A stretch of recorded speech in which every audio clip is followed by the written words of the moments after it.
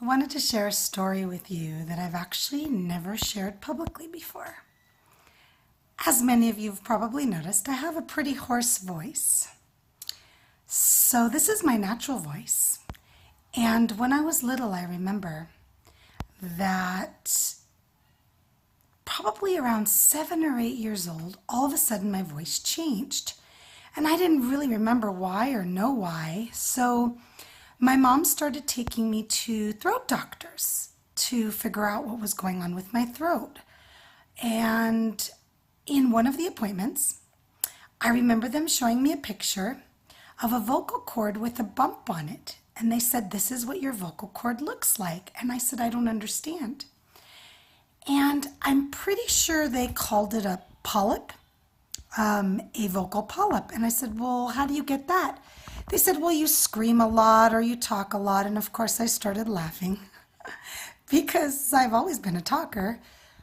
And I said, "But how did it happen to me?" And they said, "Well, occasionally there's a rare case where somebody gets it more easily than someone else because you really need to be extreme in your screaming and yelling, or if you're a singer, to get this." So what the doctor recommended was a surgery. And he said to my mom, "Look, her voice is still changing. My recommendation is to wait till she's older and to come back and get the surgery done." And if I remember correctly, they said somewhere around 16. So now, from the age of 7 or 8 years old, my voice is hoarse.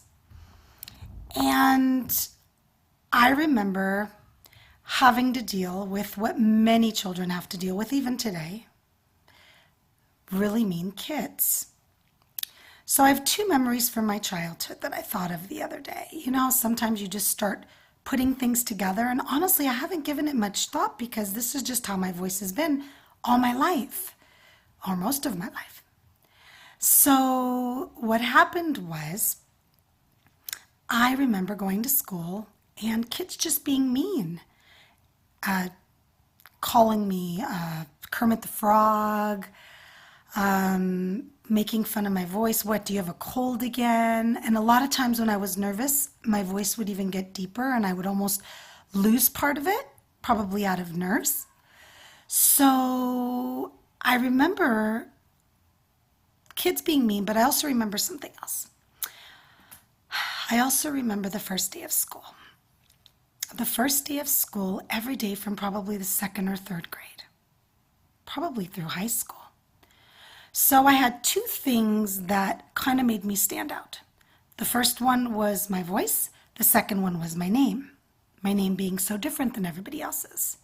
So I remember the first day of school, everybody's in class. Nobody wants to talk. Nobody wants to stand out, including me at the time. And the teacher would complete her roll call. Well, think about it. I'm sitting in class trying to blend in on my first day. The teacher, number one, mispronounces my name. Every single year, the teacher mispronounced my name. So now she's kind of looking around the room, waiting for that child to tell her how to pronounce the name correctly. So imagine this. The teacher mispronounces your name. You go to speak and pronounce your name correctly for her, and no voice comes out. That was pretty much me the first day of school every single year. The anxiety and the nervousness that I started the first day of school every year is surreal. And even thinking about it, it makes me emotional. So why do I share this story with you? That's probably the key to all this. I had some challenges growing up. I was different. I stood out. My name, my voice, children don't understand. So what do right away when you're different is make fun of you.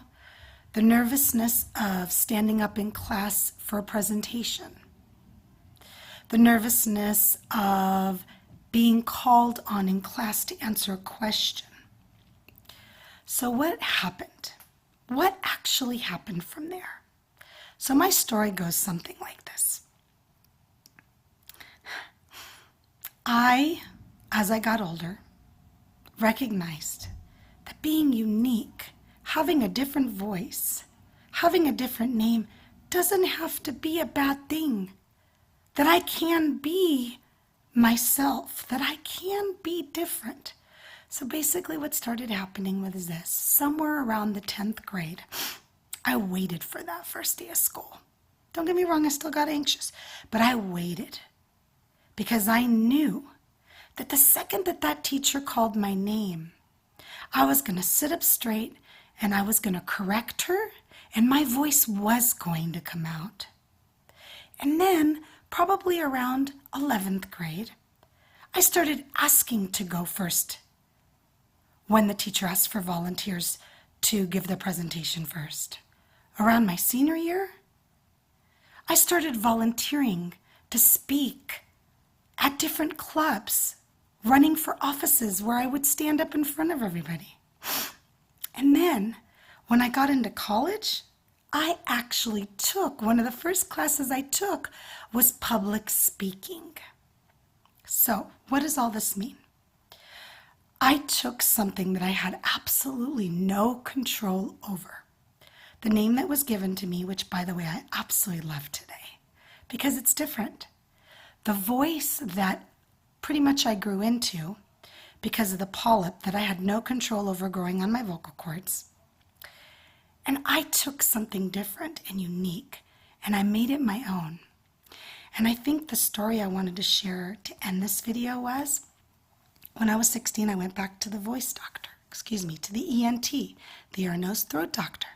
And he said, "Are you ready for your surgery?" Because I pretty much went in once a year just to make sure the polyp didn't grow, just to make sure there were no complications. And he looked at me and he looked at my mom. "Is she ready for her surgery?" My mom looked at me and she said, "Galit, do you want a surgery?" And I looked at the doctor and I said, "What does the surgery mean?" He says, "We're going to put you under. We're going to pretty much cut off the polyp. You'll have to go through some voice therapy, and you're going to have a different voice." And I looked at him, and I looked at my mom, and I said, "Absolutely not. My voice I have had since I was 7 years old, and I am now 16. My voice is who I am. You want to change that and take it away from me?" I said, "Are there any medical concerns that I need to have or worry about that I might get because of my voice?" And the doctor said, "Absolutely not. You will just be hoarse for the rest of your life." And I said, "Thank you, but no." And that was the last time I actually went to the ENT for my vocal polyp. So what does all this mean? If you look back into your childhood, or maybe into last year, or maybe a few years ago, there's probably something that you overcame that you don't even think was that big of a deal. And to be honest with you, I only made the connection recently that I chose to be a speaker. I chose to use my voice, and I choose today to empower as many women as I can, because I recognize today that my voice makes me who I am. So maybe there's a challenge or an obstacle that you overcame. And if not, it's still possible to turn that challenge or obstacle or event into something positive that you can use in your life today. So try it. Try it. Because I have to tell you, when I speak to my clients and when they talk to me about the things they've overcome or the things that they've accomplished, the first thing I do is say to them, "Wow, do you have any idea? Do you have any idea what you've overcome in your life?" You can take that success and turn it into 100 more in all the different parts of your life. And that's one of my favorite things to do.